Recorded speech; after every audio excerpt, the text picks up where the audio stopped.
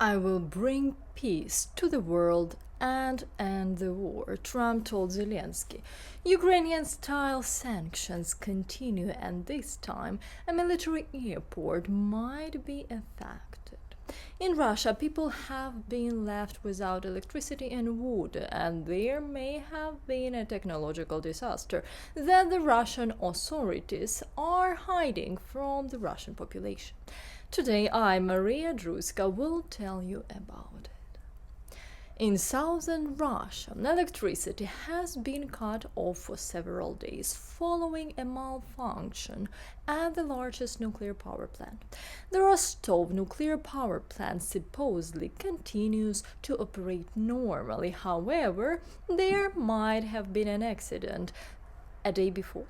On July 19th, information emerged that an accident had occurred at the Rostov nuclear power plant in Russia involving the release of isotopes. This information was shared online by the head of the Center for Countering Disinformation, referencing Serge Volin, who positions himself as a retired CIA analyst.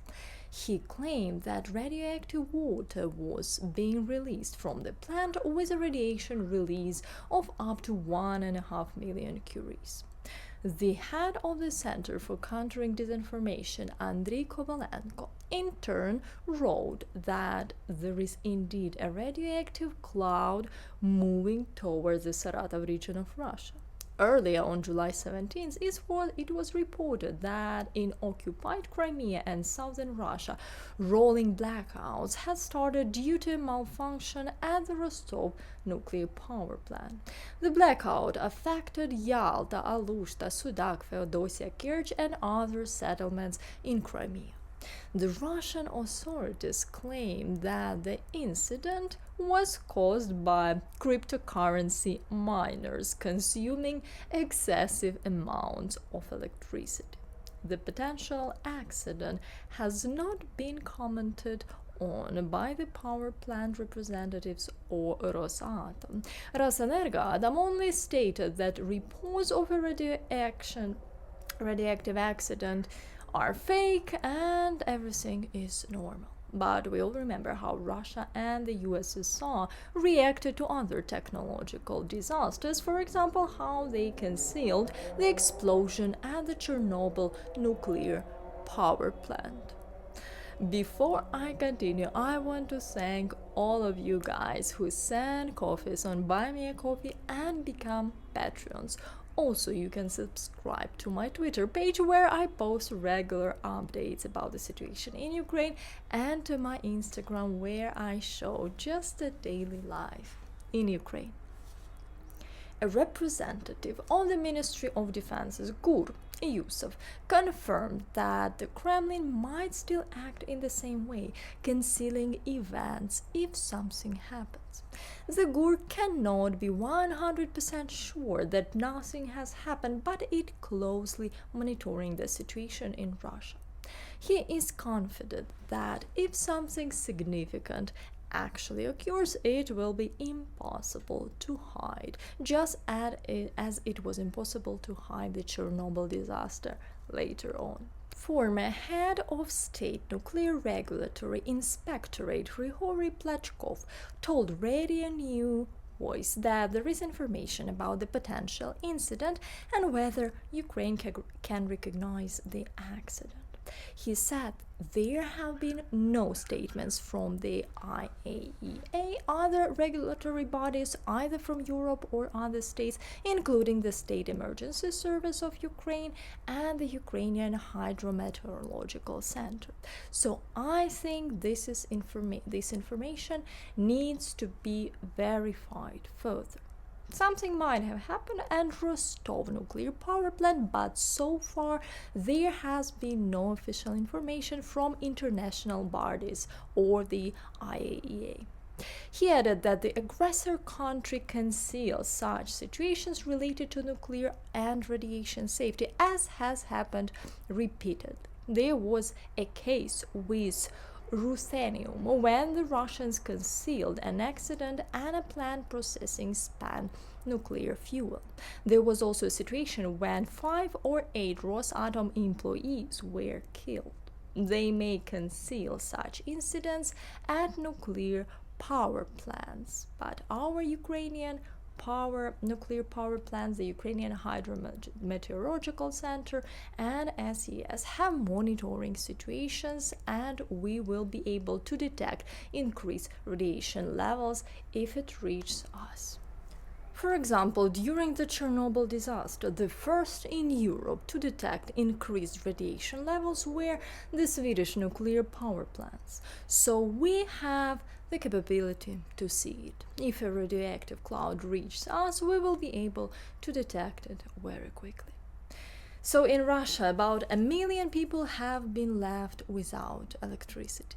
The restrictions have also affected several major cities, including Rostov-on-Don, Taganrog, Anapa, Gelendzhik, Novorossiysk, Stavropol, wherever they are, and many others, especially Krasnodar, where trams and trolley buses stopped working, and there were issues with mobile communication due to the malfunction at the Rostov nuclear power plant.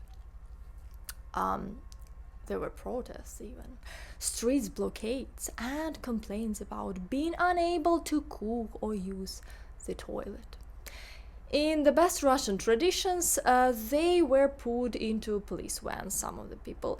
Well, as they say, karma is in action. We really do feel sorry. Sorry that it would be better that something like that happened in Moscow or St. Petersburg, so that everyone in the country that is shelling Ukrainian civilians and killing children could experience what it's like to live without electricity, water, and other facilities, as we Ukrainians have been living for the third year now. Well, as Roman Svitan, a military expert and retired colonel of the Ukrainian Armed Forces, writes, Ukraine is not involved in these events, but may consider the situation. Firstly, because if such disruptions continue, if Russia blackouts will become a reality, at least for those regions of Russia bordering Ukraine and the territories occupied by Russia. Our interest is to make life difficult for the occupiers here. Secondly, electricity is one of the main resources in the production of enemy military equipment, and however the most effective sanctions so far are called Budanov sanctions, the destruction of Russian hydrocarbon production and transportation systems. The production of hydrocarbons, mainly diesel and aviation kerosene, affects the Russian army's mobility. Therefore, destroying this infrastructure is one of our main goals. And by the way, this morning, a military airfield in the Rostov region of Russia, Millerovo, was on fire. Footage of the fire's aftermath is being published by Telegram's channels, which know that Su-30 SM fighters are based there. Local authorities claim that 26 drones were shot down over the region, but apparently the Russians are using airfields to shoot down these drones. Anyway. Volodymyr Zelensky had a phone conversation with Donald Trump. As noted by our president, during the conversation, he emphasized that Ukraine will always be grateful to the US for helping strengthen its ability to withstand Russian terror. Zelensky also reminded that Russian strikes on Ukrainian cities and villages continue daily. US presidential candidate Donald Trump stated that he had a very good conversation with President Zelensky and promised to end the war in Ukraine. On Truth Social, he wrote, I appreciate President Zelensky for reaching out because I, as your next president of the United States, will bring peace to the world and end the war that has cost too many lives and devastated countless innocent families. Both sides will be able to come together and negotiate a deal that ends the violence and paves a path forward to prosperity, he said. On the eve of Friday, Zelensky stated that interacting with Donald Trump, if he is re-elected as US president, would be hard work. As he said in the interview with the BBC, hard work, but we are hard-working people. According to the Ukrainian president, he agreed with Trump to discuss during a personal meeting what measures need to be taken to achieve lasting peace. When such a meeting might take place is unknown, but it's possible that Trump might even visit Ukraine. Let me remind you that Volodymyr Zelensky earlier refused to consider any conditions for ending the war that would require Ukraine to cede part of its territory. He has repeatedly said that if Trump's proposals involve Ukraine giving up territories, then these proposals are very primitive. What do you guys think about this? Let me know in the comments, my American friends especially. What's your situation with elections? What are the stakes? What are the forecasts? I'm very interested to hear about it. That's it for today, and I want to thank all of you for supporting Ukraine, watching Ukrainian content. Please like this video, and if you really liked it, you can support channel's development on Patreon or buy me a coffee. See you soon, and Slava Ukraini!